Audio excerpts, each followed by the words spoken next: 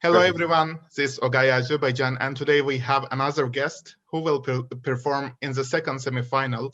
Last year he is supposed to represent his country with Kemama, and this year he will say omaga. I'm like, oh my God, you're so beautiful. Why don't you come over and have it? Why don't you let me have it? Oh. Yes, it's the one and only Benny Cristo. Ahoy, Benny. Jak se Ahoy, máš? Tural, what's up? I'm doing great. Thank you so much. Thank you for asking. Before starting actual questions, can you please introduce yourself? Who is Ben da Silva Cristova? First of all, thank you for studying properly and knowing my name and pronouncing it correctly. Ben Cristo, Ben da Silva Cristovão, is a Czech-born European African guy, born and raised. I'm 33 years old. I'm doing music since 2009, which is not so long. Before I used to do professional snowboarding. I was a dancer for a while, and I was basically doing sports most of my life, and then I just somehow managed to get into music, and here I am talking to you. How did you decide to be a singer? If not a singer, what were your childhood dreams? Well, my childhood dreams were actually to be a performer. Like I genuinely wanted to, because I was growing up in that age of MTV and VH1, and so every day you'd wake up to Michael Jackson being on the music videos and on MTV, running down the stairs with my sister to watch his videos, because that was the only way that you could watch it. So growing up that as your like heroes, this actually was my dream. But my mom quickly said, like, yo, no, you're not going to be a singer. You have to do, something proper. You have to, get a job and stuff. So I was doing, obviously, sports throughout my life a lot. There was time when I thought I'm going to be the best tennis player in the world. I was doing tennis, on a competitive level. Then I was doing snowboard professionally. Again, I just wanted to be like the next Shaun White, but like Shaun Black, whatever. Mm-hmm. Then, I was just moving on to that. And then finally, I just found myself, working in a like 9-to-5 job around like age of 19, 20. And I was just like, while dancing and while snowboarding. And I was just like, I have to try something else. This can't be it. There has to be something more to it. And so, yeah, I just went into a talent show, which I thought was also for dancers. And it turned out to be only for singers. So I just tried my luck and it kind of worked. You were one of the finalists of Czech-Slovak Superstar. What does such competitions give to artists, and how you can describe your life after participating in this contest? Yeah, man. The casting in Prague, in the capital of Czech Republic, was quite packed. I came there was 10,500 people for the first day of casting. Basically, I stepped out of the subway at that time. I couldn't even move. There was not enough space. So people, they were stepping out of the subway, but they had nowhere to go. Like, I stepped out of that, and I was just like, I'm an idiot. This is stupid. Because I felt like I'm gonna be dancing while whilst talking to all the participants throughout waiting for your turn. You find out there really is only singing contest, and you really cannot dance in there. So I was just like, okay, great. I started to prepare my song that I'm gonna sing, kind of like live while waiting. I was just like, okay, finding lyrics for it. I was just like, okay, this is gonna go terrible. Plus, the people are gonna see it. The people that I care about are gonna see this failure, and then it just happened. And overall, the experience, since I was not a singer primarily, like I had no technique. I never prior to this, I never really studied it. Technically, I don't think I was good. I was quite well behaved on stage. I knew what to do, but definitely didn't feel like a singer at that time. So it was kind of stressful, but at the same time, like, if there's one thing I know from my life, or like from all previous experiences, is that whenever there is a chance, you just go and grab it. If there is a chance, this is what you do. Like, you grab that chance. Yeah, it gave me a lot of boost, a lot of kick. Like, a lot of people got to know me, and I got that chance to hold them off until I came up with my own product, with my own songs, and then it just kind of started. And you also released actually some albums, including Definitely Different and Benny Cristo and Made in Czechoslovakia. Can you please talk a little about each album and what differs the previous ones?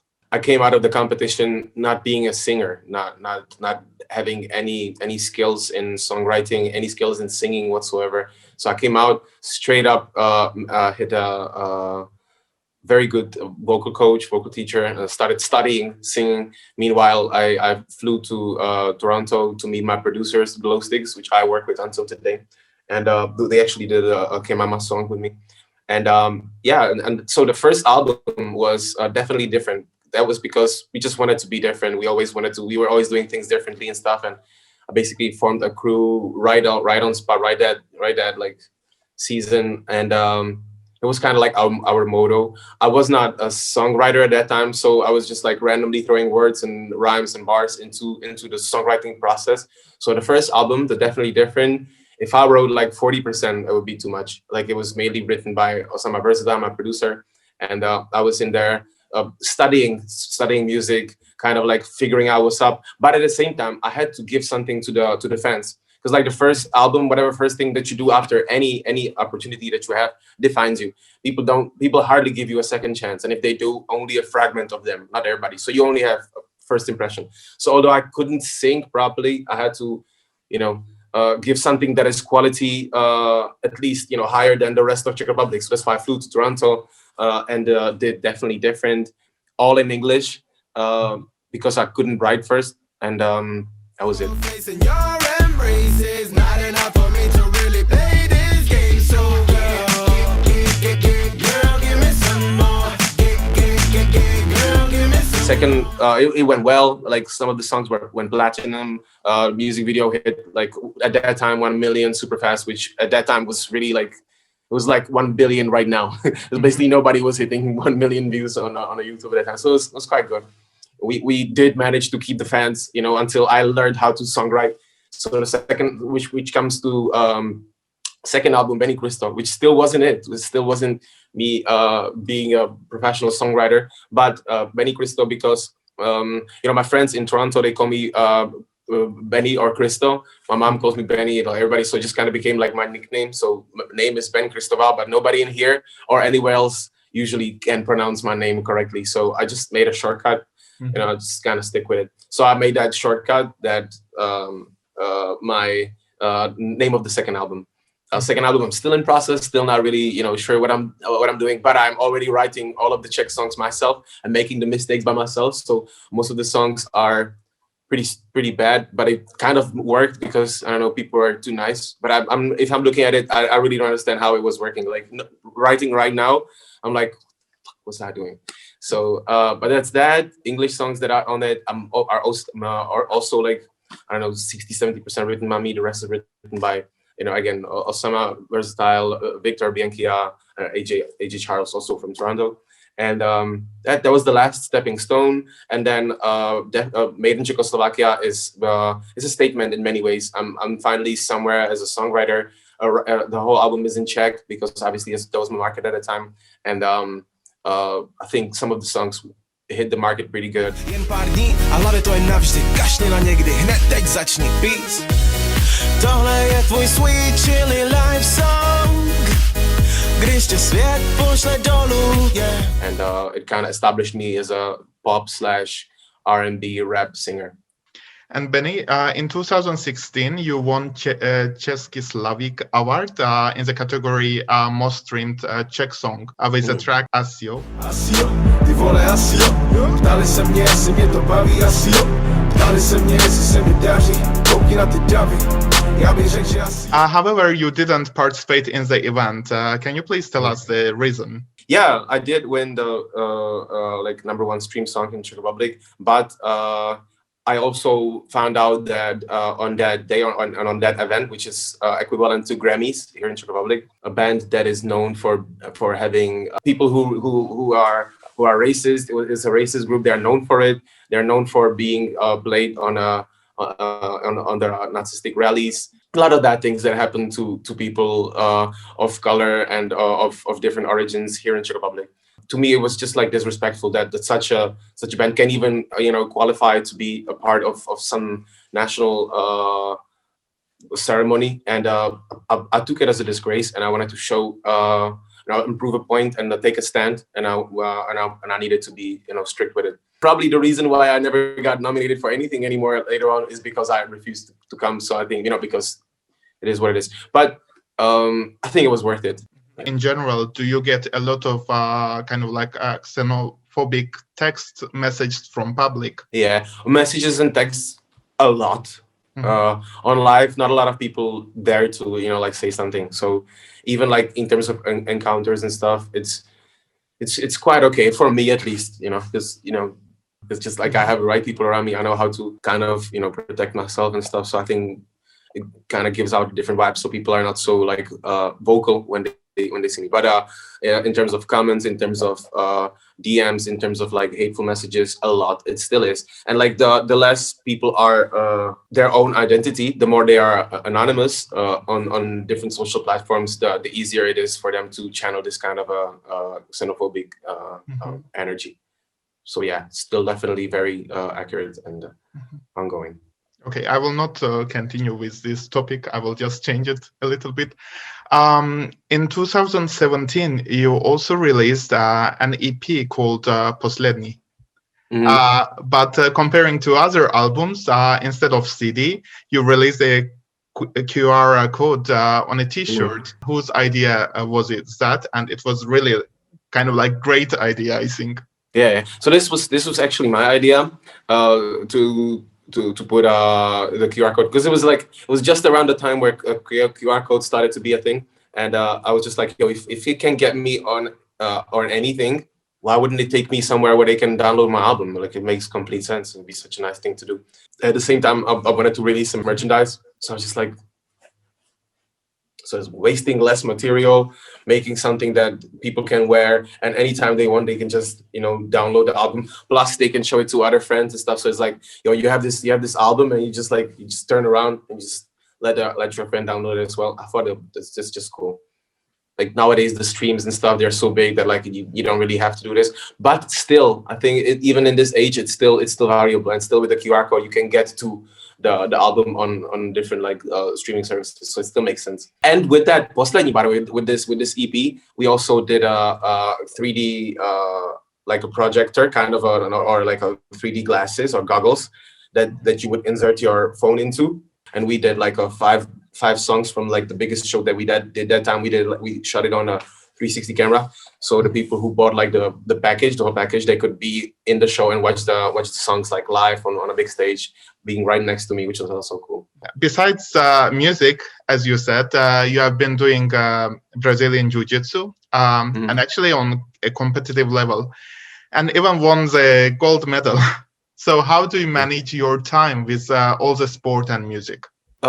Perfectly, because music is something, when it comes to the shows, they're usually on Friday, Saturday, and then all of your PR activities, they're usually throughout the day. So during the day, you're promoting your stuff, being on different kinds of TVs, whatever, doing interviews. Then you have a perfect time for training around like 4 to 8 p.m. You can train every day, and then at night you make music, you record music and stuff. That's what you do like after like midnight, at least me, that's what I'm doing. So it's perfect. Then competitions are once in a while, I fly wherever necessary and I just do it. So it's actually a perfect balance, because even for music, you need to move, you need to constantly, be healthy, you need to, keep yourself fit. And the main thing that I like about Brazilian Jiu-Jitsu is that it's a meditation for me as well. The whole training, 100% focus on the martial art, and then you finish the training, adrenaline, endorphins, everything skyrockets, and the head's empty. So that's something that I found out that it's just perfect for what I'm doing, and I started doing it on competition level because I really wanted to be whatever I'm doing. I just want to be good at it. So obviously, this was no difference. You also participated in the civic initiative called Никогда не забудем, appealing to people's participation in the 2013 elections. Do you think artists are supposed to do political activism in general? And can you tell a little about the campaign? What was it about? I think anybody should be anything what they feel like being. That's the first thing. You should be free to do whatever you want, whatever you desire. Obviously, when it comes to artists or any other entertainers, it is very important for people to be educated on the subject. There's nothing worse than a person who doesn't know what he's doing or what he believes in and is promoting something massive like or like and influencing people on a massive scale and not really understanding the full problem. That's always not good. Yeah, I'm an activist in many ways that I kind of understand and I believe that are right, or I stick with people that I trust, I believe, and I've been following for a long time and studying their behavior and stuff, and then I just join their lead for whatever I believe is right. I think especially nowadays where like there's a lot of disinformations, there's like a lot of fake news. It's very important to study all of the problems thoroughly before you get active in sort of sense. So my main activism, if you want to call it that, is always regarding animal rights. Politically, I'm not trying to be like politically active. It's just things that are like too obvious and too big to ignore. I participate. Nikakar Zabudnem was basically be active in a way so that the Communist Party here in Czech Republic will not be again in power, because I'm not really familiar what is happening around other countries and was their situation. But when it comes to us, Communist Party had a really bad impact on our nation's development, on our rights. There was people dying in masses, even more than during Second World War. Like honestly, it was really bad. So I thought it's right to step in and just to let people know, because the propaganda when it comes to political parties is massive, and certain parties, they don't get that much of a support. So if you have that option and you kind of know where the truth is, you take that step. So that's what I did. But overall, I'm not trying to be politically too active. It's more towards like animal rights and stuff that I understand more. Then let's actually move on to Eurovision. Last year, you won the Czech national selection for Eurovision. And if not for the pandemic, you would perform your Afrobeat entry, Kemama.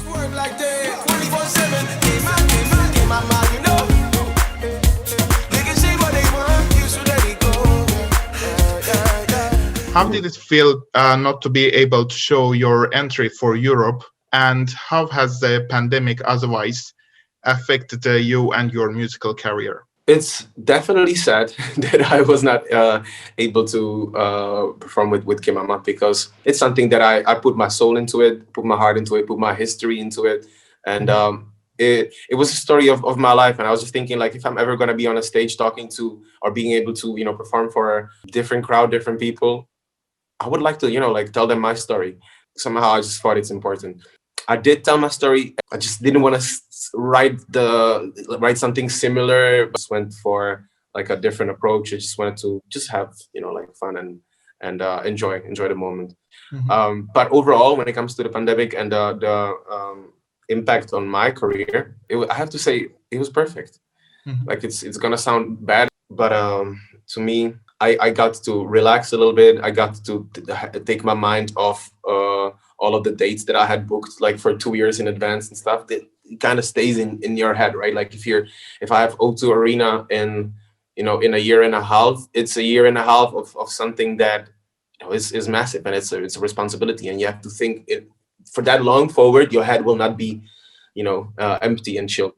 So that happened. I'm very happy that I got to relax. I got to work on the projects that I would never ever be able to work on. Finish all of the little ideas that I had, in the drawer.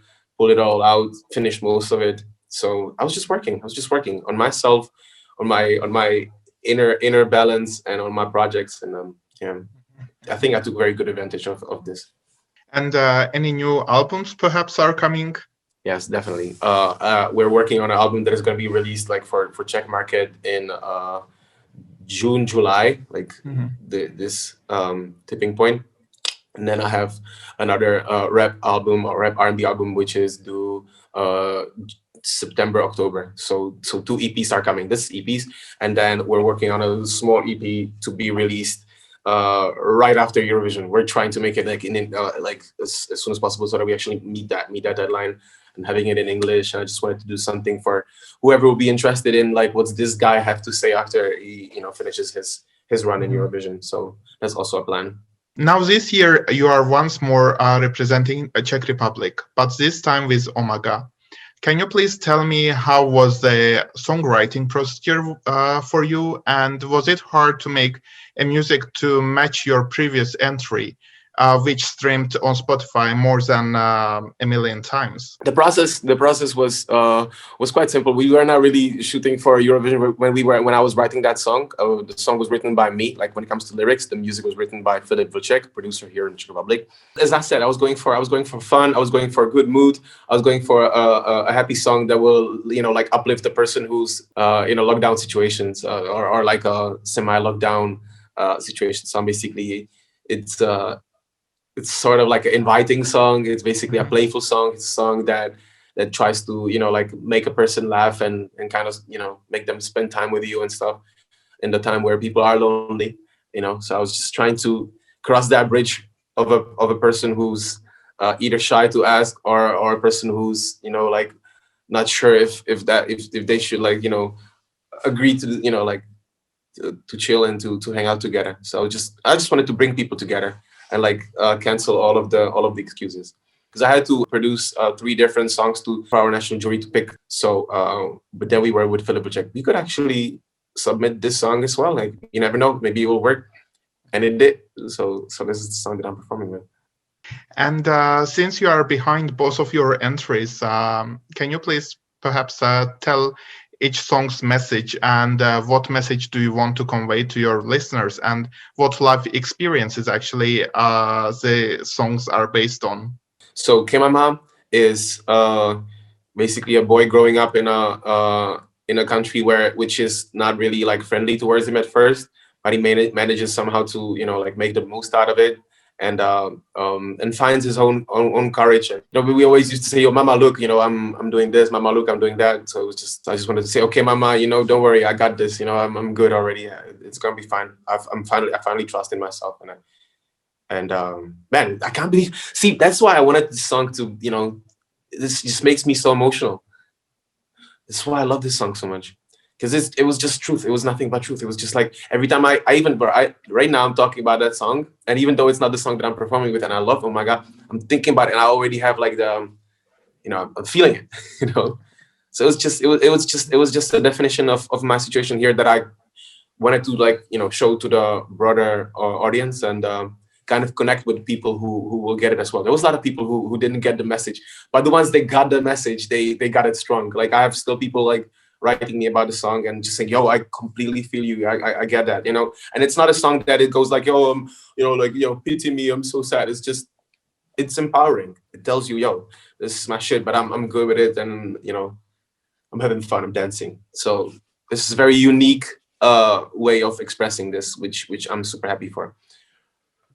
When it comes to "Oh My God," as I already said, it's a song that tries to like you've already heard all of that. You already heard all of my struggles. That's how I'm thinking, when I'm writing the song. You already heard all of my struggle. You already heard all my worries. Now I just want to have fun. Like we all been through a lot. I'm not gonna put anything heavy on you. Let's just chill and have fun, and let's worry about other shit tomorrow. And let's live in the moment. That's probably the best description of both of the songs. Now I want to ask about Omaga. Like, oh my God, actually, I just love the music video. It's so heartwarming and funny and cute.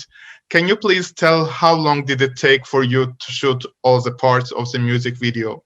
I think we did it in 2 days. We did really have a lot of sets. We did like a lot of different scenes and stuff. So basically me and the director Jan Strak, who had this idea of making this kind of a homage to all different kinds of famous movies. He had like some ideas, some movies that he wanted to have in there. I had some movies that I wanted to have in there. He just canceled all of those that were not, like possible. It was so much fun even shooting it. It was like every single scene, because it was fun by default already. For example, when we are doing the Wolf of Wall Street, we wanted the original car from Wolf of Wall Street. We couldn't get it, so we got a Tesla.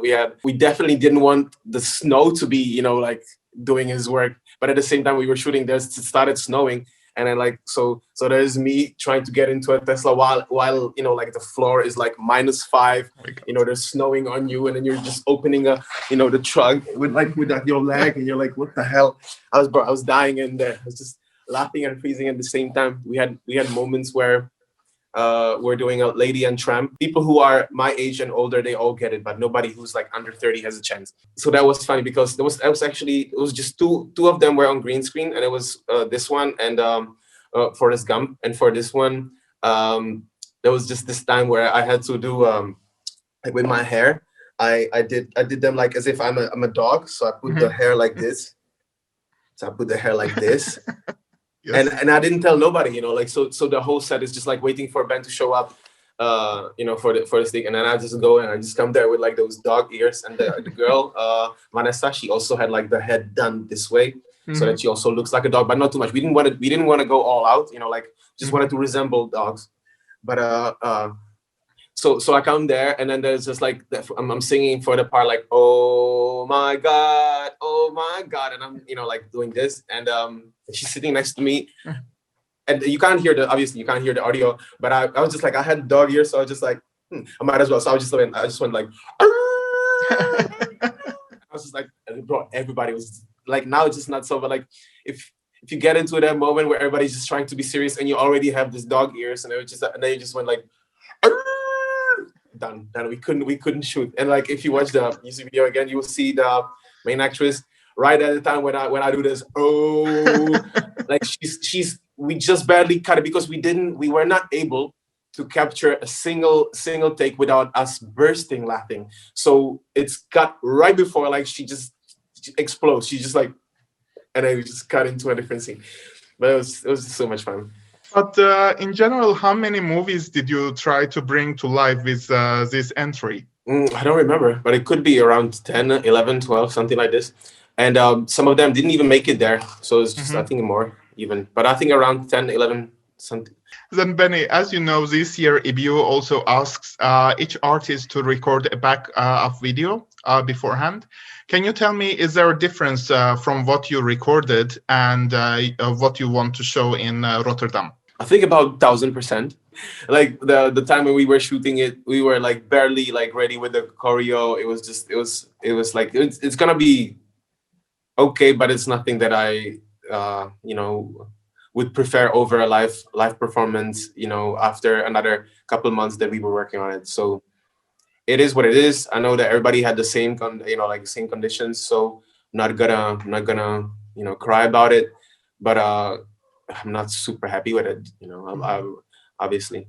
And Benny, do you watch Eurovision in general? Prefer not to watch anything until I'm done with the Eurovision. Once I'm done with Eurovision, I'm gonna watch everything. So far, you know, like I've obviously watched like the biggest shows that happen. They kind of like, it's impossible for you to miss it. And I watched the movie, which is awesome. I fucking love it. I just say the movie and I'm already laughing. Like I love it. I love this. I love Will Ferrell. He's like my favorite comedian. So that's that. And yeah, man. Once I do my job, once I do it perfectly, and I'm off the stage, I'm gonna watch everything. I'm gonna watch, you know, like whatever's said. But until then, especially because I'm not very, you know, like skilled in the Eurovision content and stuff. I don't want to, you know, like get my head full of, you know, like different ideas and different, you know, energies that is mine. Of course. I want to keep my energy as authentic as possible, which requires not looking at other people's shit. Then, Benny, since you are the representative of Czech Republic in Rotterdam, so what one thing or element would you like to take with you to Rotterdam to remind of your home country? One wheel. But it's not like, I don't know, obviously it's not reminding me of my own country, but it's, you know, like I'm a traveler. I like my country, but it's not like I can't live without it. You know, like it's not like I have to take something with me so to remind myself of it. I don't, you know, like I'm a citizen of Earth. Wherever I am, that's where I'm supposed to be. And one wheel is something that if I'm going somewhere, it's a different kind of movement, and it takes me back to the days when I was doing snowboarding professionally, because it is sort of a snowboard on a concrete. So I'm taking that everywhere, and other than that, I have nothing special. I have obviously a phone with me, laptop to do something. I'm taking my mic with me because we have a producer in there, so we're gonna be trying to do some music as well in there. It's gonna be a long time, and a couple books, but nothing, you know, like nothing specific. If possible, can I ask you to hear your Omaga song? Can you sing it a little? Můžeš být u mě klidně, můžem dělat jakoby. There ain't no apocalypse, long as you here on mine. That's it. I wanted to show you the part that is actually in Czech so that you have something to think about, or maybe like translate or something. This is actually the only Czech part of the song that there is. And what does it say actually in the lyrics? It says můžeš být u mě klidně means you can be at my place. Klidně můžem dělat jakoby. We can pretend as if. And then I'm saying in English, there is no apocalypse, long as you're here on my lips. So basically, I'm basically saying the whole sentence, finishing it up with an English touch. Let's just try to sneak it in. And since we are talking about language, would you like to learn a little Azerbaijani, perhaps? Please, definitely. I can teach you how to say omaga in Azerbaijani. Okay. It's actually easy. It will be aman tanrım. Aman tanrım. Yes. Or you can also say aman Allah'ım. Aman Allah'ım. Yes. Aman tanrım. Aman tanrım. Aman Allah'ım. Aman Allah'ım. Mm-hmm. Is it good phonetically, like pronunciation wise? There is a little like accent, but in general, yes, it's. Show me. I wanna have the perfect accent. So aman tanrım or aman Allah'ım. Yes. I'm pretty sure that it's not perfect, but I'm happy that you're making me feel that way. And the last thing I would like to ask: do you have any message for your fans and supporters? I think we said like not that it's not my credit. It comes to you because I think you had a very well prepared interview, which I have to say is a blessing. You know, I love it when people are ready, when the questions are good and stuff. All of that happened now. So when it comes to the fans, I just wanted them to thank you actually for giving such good questions that made me think about like what I am, who I am, and what I'm actually doing, and why I am in Eurovision. And yeah, what else is there to say? Just I hope that this, at least that part when we've been talking about Kemama and like even the omaga, it kind of motivates you, kind of gives you a different perception, kind of maybe like opens your eyes in some way. What I can say to fans is just like always keep learning. It's never too late for anything. Like I started doing music 10 years ago. I'm 33. People would say like, "Oh, it's too late for music already." It's not. You can start at any age, and yeah, have fun, stay in the moment, and if as long as you're healthy, there's still a lot of stuff that we can do, even with the restrictions. Love you. Benny, thank you very much for this lovely interview and for your time, of course. I really enjoyed talking to you as well. I wish you a very good luck in your Eurovision road, and you never know, perhaps you have everything to win the Eurovision Song Contest. Thank you so much, man. Let's hope. Thank you, and thank you for your energy, and thank you for your like kindness, man. Like I have to say, like when I first saw you, like you give out like you're very like you look like strict, you look like you're gonna be a tough person, but you are a very kind and very like humble person. So it's also nice to see that. And it just proves that not everything is as it seems. Like you seemed way strict, and you're very like gentle, very like calm, very very different energy, and I'm happy for that. So there we go. Thank you so much for this. Thank you for your energy. Thank you very much again. Okay. Bye.